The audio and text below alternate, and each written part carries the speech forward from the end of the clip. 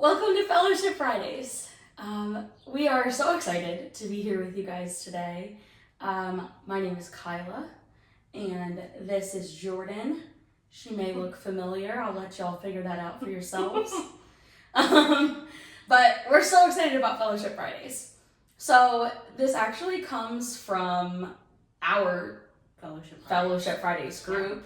A bunch of Christian women, we all come together, and we used to meet on Fridays. Now it's literally whatever day of the week actually works for the majority of us. Sometimes God calls for a Tuesday. Right. So. Sometimes we fellowship Friday on a Tuesday, and that's okay. But what we love about our group is that we usually do praise reports and prayer requests. And we were like, man, wouldn't it be so great if we could just take that and make it into a podcast? So, here you have it, Fellowship Fridays. You want to introduce yourself a little bit? Sure. My name is Jordan. Hello.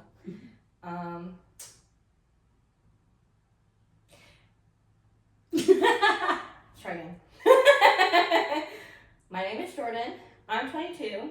I'm a professional cleaner, part-time, full-time child of God. I'm getting married, so that's exciting. And that's about it. Yeah. And she is full-time Be the Light. Oh yeah, that too. Podcast host, and more as we grow. I think the most notable phrase that I probably say is, "It's all coffee and Jesus." I don't know if I have a notable phrase. If I have any, one phrase that I say often usually has something to do with coffee and Jesus. But I don't know if I have a notable phrase. Do I? It's the tism. Oh yeah, it's the tism. Yeah. For real. That's why we love you, though. Yeah, I had the spice. Do you have any praise reports this week? Oh my gosh. Let's think. Well, okay, I started my new job. So, I used to work at a hospital, and I cleaned the hospital. She did wonderfully. Yes, but too many illnesses. Very rough schedule. So I changed and I work for a different company, and my boss is great. Oh, she is awesome. I love my boss. She's so cool. Sometimes she stresses me out because of the way that she's very assertive, but that's a good thing. But she has 12 employees total. Super laid back, super awesome. So I guess that's a pretty good one. Heck yeah. My boss is super cool. I feel like it's very difficult to find a boss that's like that. So now I have two bosses that are great. So that's awesome. I like the job. It's just cleaning, so it's hard not to like it if you like cleaning. Do I have any other praise reports? How is wedding planning going? Oof. It's going. So his aunt and his granny are throwing us an engagement party. And we just found, they're great. She just called me the other day and was like, hey, I found a venue, right down the road from his dad's. So we are booking that. They're booking that. I don't have to pay anything. I'm not putting in a dime for our Isn't that exciting? You get to enjoy so awesome. something. Yes, it's so nice to be able to, have something before the wedding to actually enjoy and, not be all so stressed out about. Because I enjoy the planning, but it's stressful. Oh my gosh. For sure. Planning a wedding. Planning anything is stressful, let alone a wedding. And then I feel guilty about it because it's I know a lot of people always say, oh, be excited, you're only engaged once, which I know. And a lot of people, especially in Christian communities, I think, fly through it. And they don't, take time to, be excited. Because I will never not be married again. And I will never be single again, first of all. But I will also never be engaged again. So I'm trying to find joy in it, but also it's a very stressful season. If you're not I feel I don't know, secular, living in the world. If you're not living in the world And because a lot of people that do live in the world, they don't really get to wedding planning for years, which is not the case for us. We were like newly married. So it's like difficult because you want to be excited about it. So I feel a little guilty about like not relishing more in the fact that I'm engaged, but at the same time, like my life is consumed by every single person I see being like, how's wedding going? How's everything coming? That's the exciting topic to talk about. I know. It's like a baby. It's like baby showers, weddings, engagements. Like all those three big life events, everybody always has to ask you every time they see you. Well, yeah, and I feel like everyone's expectation is that all three of those things like happen right in a row. Right in a row, yes. Which, okay, I understand. But it's exciting to talk about my wedding, but some of the aspects are a little stressful. No, it definitely is. I remember planning our wedding. We already were not planning on having like a long engagement. Yeah. Well, ours is pretty long. Yeah. For a Christian couple, like round. I don't know why I did this. Round and out. Yeah. I feel like it is pretty long because I feel like Christian couples, especially young ones, once you decide that you're getting married, it's like we're married already. We're married. So it is pretty long. It's been a year. It'll be a year next month because he proposed to me in May, and we're not getting married till next year. So it'll be 3 years. But I don't know. It made me feel more comfortable to wait longer, just to make sure. Well, even though I already know. Bean's great. We love Uncle Bean. Most of children. Most of them. Some of them. Amelia's a little sketch. But she loves me. So yeah. She loves his other half. So she basically loves Uncle Bean. That's what we'll go with.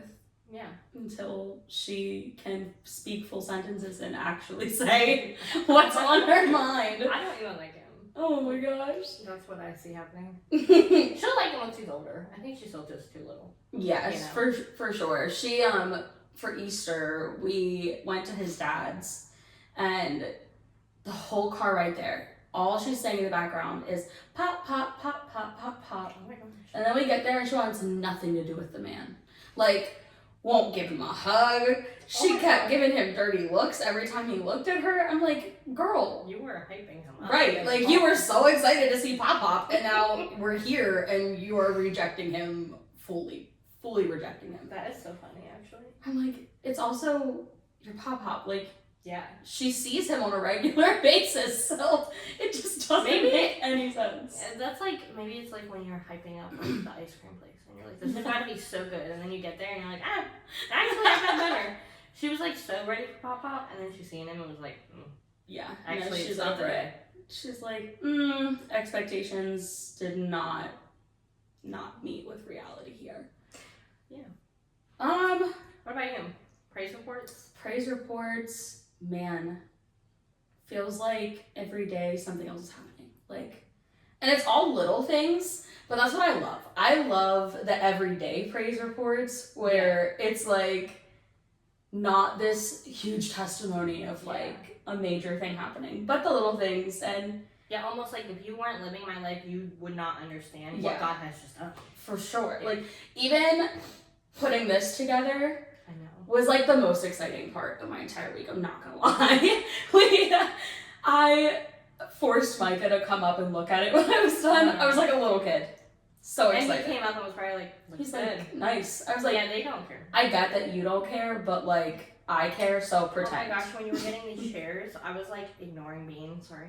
And he was like, can you just like answer me? And I was like, chairs. And he was like, what do you mean? And so then I showed him, I was like, look at these cute chairs she found. And then he was like, okay, they look great. They'll never understand. It's okay. Another great praise report, we had rehearsal for the ladies' worship night last night. And it went so well. That's exciting. Everybody's gonna see this and be like, didn't that already happen? Oh yeah, that's okay. This is always, you're late to the party. It's okay. We're still making sure that you're part of the party here. Yeah. So that was so much fun. And each of these women go to church with me and are volunteering their time to be part of this, which is so cool. That's exciting. But being able to have like 4 completely different women in one space just worshiping together. It was like, you could tell we're all from different backgrounds, like even just sitting in the room, but we all love God. So like, that's how I felt when our church did the retreat. mm-hmm. Because there was a good bit of women. It was like 61 women. So it was wow. a big show out. And next year I feel like it will be even better because I can't stop telling everybody. I'm like, you need to come. I'm like, even if you don't go to my church, you need to come. I literally told you that. Because it was just like life-changing. I loved it. And it was just like, I had like a clarity moment while we were worshiping at the very end where I really did like look around. And I was just like, we are so many. Me and Haley were the youngest ones there. Everybody else was like decades older than us. Like we were the youngest ones, and like they actually came up to us and was like, "We are so glad that you from another generation of wives that are in the beginning, like are coming and like learning how to be a virtuous woman." And but I looked around and I was just like, "Oh, like there's so many people from so many cultures." There was a woman who was from Africa who was there, Spanish women, like all cultures, all just walks of life, all different like stages in their faith and relationship with God. Like you could tell, like it was just crazy. It's just another feeling when God brings people like that together and you're just like in it. It's like, and it gets so overwhelming sometimes, but in the best way. Yeah. Like it's one of those moments where you're like, whoa, what do I do with this feeling? That's literally what I was going to say. Like, what do I do now?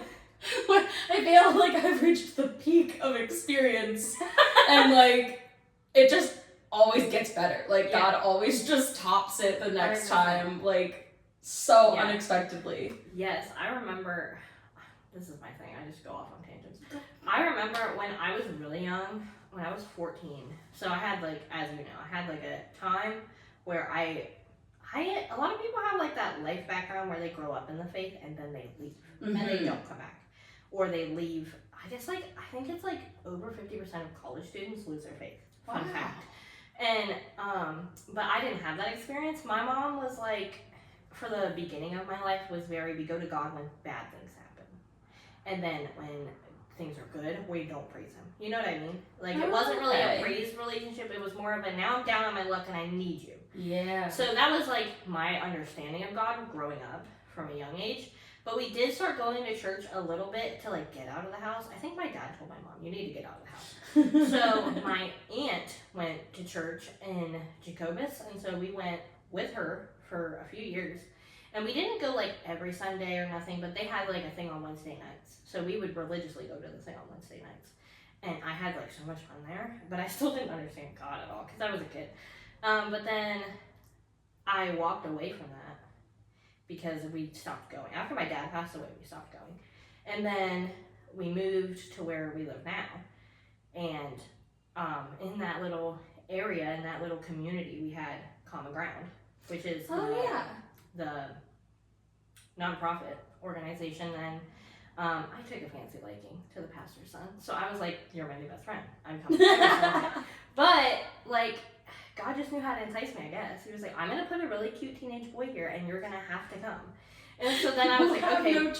I was like, okay, period. So then I started going every Sunday, but then I met one of my best friends, like, for life. I will love her like a sister for the rest of my life. I met so many good people. I met a woman who I still, like, feel like is my mentor to this day.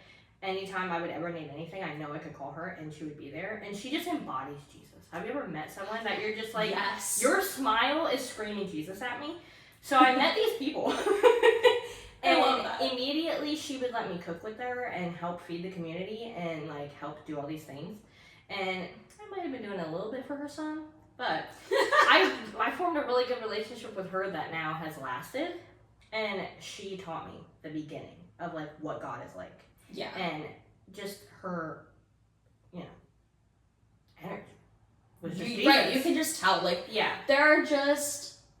It is so clear and it's so true. When people say that, like, the proof is in the fruit, like, it's so evident when someone is spending time with Jesus on a daily basis and they're like this. Like, and she grew up that way, so she never left the presence of God. If she did, I think it was like a very brief time in her very early teens. Because I think she talked a little bit about some things that she felt maybe she shouldn't have done, but I think we all have to go through that to learn what it feels like to reject God. That's the only way we learn how to obey God. Yeah. Does that make sense? It's like you don't know what you're missing until you're missing it. Yeah, so, but, like, I would say very, very small portion of her life. Like, for the most part, you can just tell she's walked in the will of God her whole life. And it just, like, she looks like she's 20. She just had brain surgery. She looks like she's 20. I swear. Oh my gosh. Like, she is just so beautiful. You can just tell God has his hand on her. And, but anyway. Yeah, so I met them, and then they really taught me about God and the faith and everything. And then I walked away from God. Where was I going with that? I started on this trajectory for a reason. It'll come back. It'll all come around. You were just kind of explaining your first experiences. I do remember. Sorry, everybody. I do remember. So, anyway. So, during that time, my best friend at the time, and I still consider her my best friend, her parents actually paid, because I grew up really broke, paid for me to go with her uncle's church, their youth group, to Creation Fest. Which is no longer a thing, because they basically discontinued it, and I'm sad for the rest of my life. Because I don't like summer. That was one good part of summer, and I want to do it again every year. But I do. So we went at 14, and I got baptized there at 14. And it was like a spur of the moment thing where like her dad made me call my mom. He was like, you need to call your mom and make sure she's okay with it because you have not filled anything out. Yeah. I was like back and forth on it before I went. And I landed on no because my mom was like, I just really want to be there. And I was like, okay. But then when I got there, I was like, no, I need to do this now. So her dad made me call my mom. She was like, listen, this is her and the Lord. So if she wants to do it, just take a video for me. And he was like, I can do that. So I went with them. And there was a moment wherein during Elevation Worship was playing live. And there was like 40,000 people there that year. And everybody at the end of the night, literally everybody, maybe one or two straight people didn't go to the concerts, but usually like the nighttime concert, packed. We would actually get up at 4 a.m. and wait in line for them to open it so we could lay a tarp to claim a spot because there were so many people. So we went and it was during Elevation Worship and I had like that moment like you were talking about where I stood there. And I just really remember this one guy who was just like worshiping with his hands like completely wide out, and I had never seen something like that. I grew up in like an old people Methodist church, so they don't really do like. Now I go to what do I go to? I don't remember the denomination, but there's a lot of dancing, a lot of worshiping, but I had never seen that. So I was not only like in awe of like all these people like worshiping God for the first time. But this was like one of the last nights we were there. It was like the second to last night, I think. And I just had this moment with God where he showed me something in the sky, which I swear I took a picture of, but I do not have it. Like the picture vanished. Oh no. And I actually saw a podcast of this guy talking about recently, like, hey, if God shows you something or something like a miracle happens to you, you need to write it down. Yeah. Because the enemy will try to take it from you later. And as at 14, I didn't know that. Right. But like even now, sometimes I'm like, did that even happen? But I know that it did. And I had that moment where I was standing there and I was so overwhelmed with the presence of God. And I literally said in my head, I will never feel this again. Mm-hmm. Like I was so convinced. I was like, I will never feel God's presence like I do right now. And I was 14. So it's crazy that like my brain thought that. And then I never did again until last year. Yeah. And like the first time I felt like that again last year, like I was basically on my knees. Like it was crazy. Oh man, I love that. So I know exactly, to tie it back into where we were. Yeah. I know exactly what you're saying because it just feels like even though we know he will show up again and again, it always feels like, oh, it can never get better than this. I will never feel something more than this. Like it's just crazy. Like it just feels impossible, but at the same time, like he's the God of impossible. Like he literally makes impossible things happen every single day. So yeah, I love that. I have been, every time I talk about this, I laugh because I'm reading the Bible through the year. Yeah. And in January, when everyone was talking about starting like a Bible through the year plan, I was like, yeah, I won't be able to do those because I decided every time I've tried to read the Bible, I get to like Numbers or Deuteronomy, and then I like give up. Numbers? Me and Numbers? So this year, I started there. I started in Deuteronomy. I was like, you know what, we're just going to start where I usually stop. That's so true. I can't tell you how many times I'm like, I'm going to read the Bible from front to back. And then I get to the end of Exodus, and I'm like, never mind. I can't. It's every time. Can't do it. Yeah. But I've learned so much more by doing it that way. Because I'm reading way more than I ever have. And I was actually reading 2 Kings chapter 22. And it talks about King Josiah. Mm-hmm. I was like, I've never even heard this before. Yeah. Like, I've literally never heard about King Josiah. And as I'm reading this story, I was like, how did I not hear about King Josiah? Like, it's such a, to me, as I'm reading it, I'm like, this is such a big deal. And I feel like I've been left in the dark. Why has no one told me? But it's really cool when you read something and then later when you're in conversation with people like that comes up and you're like, I know now. And you're like, wait a second. I do that in church sometimes. Like, I feel so proud of myself when he's like talking about something and the people around me are like, what's he talking about? What verse is this? What chapter? I'm like, I got you. Don't worry. Don't you worry, I read this. I'll send you my notes later. Like, anytime, like, he's like, and Abraham. He's like, who's that? He knows now. But originally, he was like, who? And I was like, we gotta get you some learning. I love that. Oh my gosh. It feels like a secret society. It does like, sometimes. I've been let in. I know who King Josiah is. I've been let in. Right? Except the ironic part is that it's literally available to anyone. Like, it's really just on you to actually read. Praise God for that, because like, some people, some places, it's right? outlawed. Oh my gosh, yeah. There are definitely, now I'm going to end up being on Google later tonight. Like, what countries is it illegal to own a Bible? I think Vietnam is one of them. I could be wrong. But I was reading about it because there's like a whole group of people that like you can donate and you basically buy a Bible and then they get it and then they smuggle it to countries. Oh my gosh. And it's like very dangerous. Wow. They're doing the Lord's work, truly.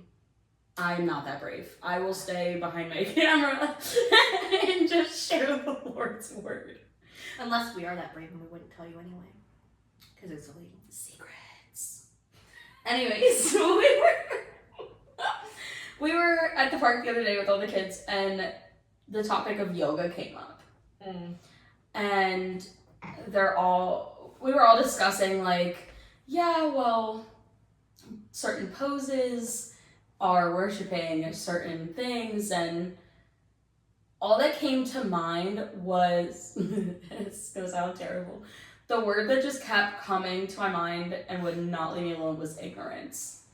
Yeah. And it reminded me of that story of Josiah, because I'm like, man, for hundreds of years, I mean, you're reading through Kings, and it's telling you, like, this king began reigning in the year of this king, and then he reigned for 52 years, and I'm like, all of those generations went without knowing that. And it literally took Josiah being like, you know what? We're actually going to restore the Lord's temple this time. And finding it, and it was like, it says in the story that he rips his clothes and like, he's just so distraught because he realizes and has that knowledge suddenly of like, oh my gosh, like, we're doing it all wrong. Like, I remember when I read that, and it was just crazy. I was like, this man, like, comparatively, the other kings, he just had that understanding, and like he like God gave him that wisdom. Yeah, and it's just crazy to see like the difference between before to after, like when he. Well, the crazier part to me is that his son just completely fails the mission. Like immediately after he makes everything right. You cannot trust your kids. It's just craziness. Well, that's for another day. But he just kind of, this is all revealed to him and he makes it right. And that's what just really kept coming to mind was with the topic of yoga specifically. Mm-hmm. When you're doing that for years in ignorance and not knowing, that's one thing. Still is not right. Right. But it's hard to, if you don't know that, then it doesn't feel like you're doing anything wrong. Right. And you don't know the difference. You don't. And the, excuse me, a part of that is just, what are you going to do with that information? Like, Yeah. Josiah had the information, but he had to be the one to decide what to do with that. Like, are you going to obey it and make those changes? Or not? Or are you going to put this thing above God. your relationship with God? And it really is that deep. People think it's not. It Like, is. people really do, like, delayed obedience is disobedience. And on top of that, just blatant disregard. That's a whole other thing. Like, even if you're not delaying, because I know we've all been there, where we're like, okay, God, like, I'm gonna do it, but just not right now. And then later, the light turned off. And then later, we're like, okay, fine, I'll do it. That was still disobedience. You were still disobeying for that time. Yeah. But even so, to be like, well, I know this, but I'm not gonna do it. That's like a whole nother thing. Yeah.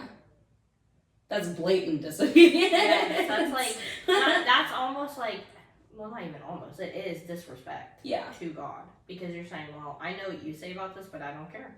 And the thing that people don't understand is you're not hurting God No. when you disobey him.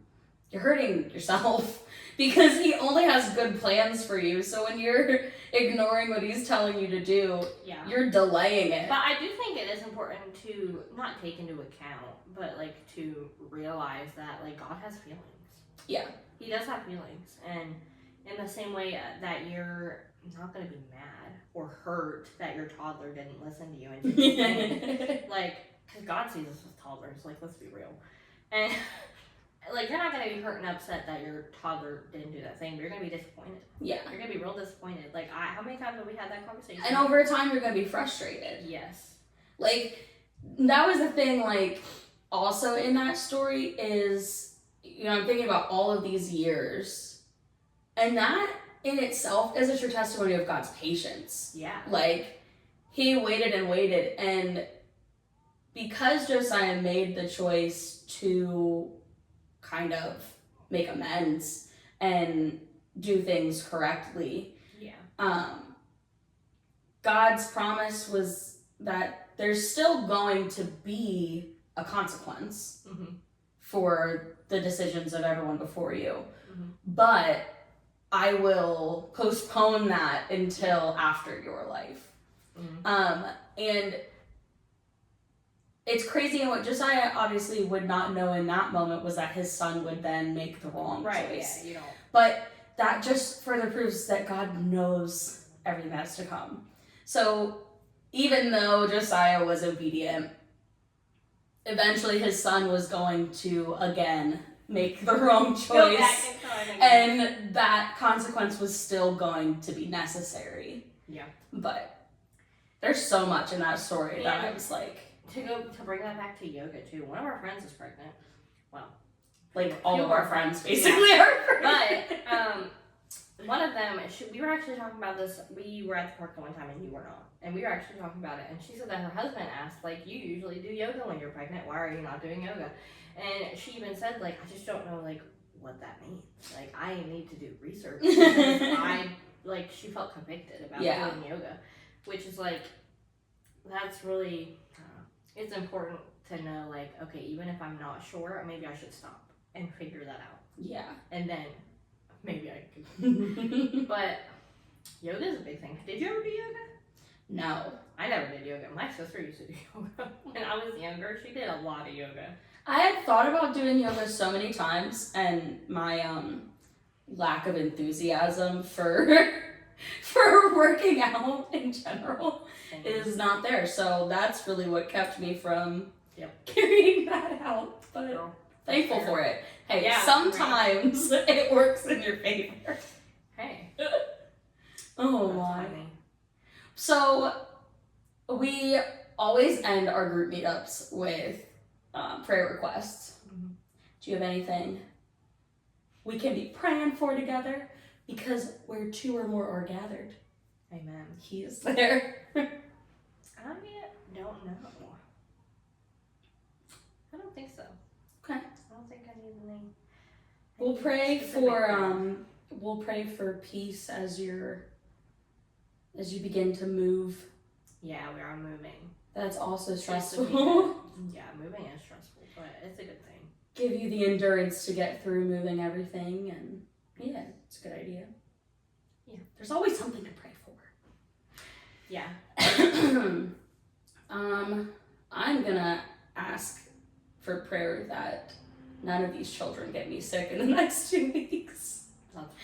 I'm gonna be we're doing like a test run basically at church. I am volunteer as like the backup worship leader. So if our campus worship leader is sick and Or yeah. can't come in, myself and one of our keyboard players will kind of step in and lead for the weekend. So Yeah. May 4th, so next weekend, that'll be the weekend that I am fully leading. Oh my gosh. And then literally 5 days later is our worship event. Yeah. So that's gonna be jam-packed, and I definitely cannot get sick. Yeah, that would suck. That's like a fear of mine for my wedding. No. I saw a TikTok. Rebuke I it. saw a TikTok of a lady who was so sick on her wedding day, and I was like, I can't say much because I passed out That's at the like- end of my night. that's like second to getting your period. You Yeah. do not want your period. Oh, in a white man. dress. That is scary. That's a But shame. then, like, next to that is like getting sick. Like, she was literally vomiting every like 5 minutes. Oh And she no! was like, I was walking down the aisle, thought I was gonna pass out. And it was like hot. She got married in the summer. That sounds like a recipe It's for like disaster. getting sick before any major event is so scary. Like even like what you just said, like that would be. I had awful. strep throat at Christmas. Mm-mm. And I literally, I'm not even kidding, throughout the entire Christmas Eve day, Yeah. because I was serving for the Christmas Eve service. Oh my gosh, how did you sing like that? Oh my gosh, I probably went through an entire bottle of Dayquil that day. Do you feel like you sounded the same? There's no way. Yeah, it was like day one. So Oh, okay. it wasn't like full blown, but it was just the beginning, and I had like a terrible migraine. Oh my god. All of the other symptoms, and I'm like, the Lord saved my voice, so we're just gonna go for it. That's crazy. When I Yeah. have strep throat, Stressful. it's over for me. I Man. can't even talk normal when I have strep throat. My throat gets so swollen. So kudos to you for that. It's been crazy. Like, I have had so many illnesses since Christmas Eve, but like,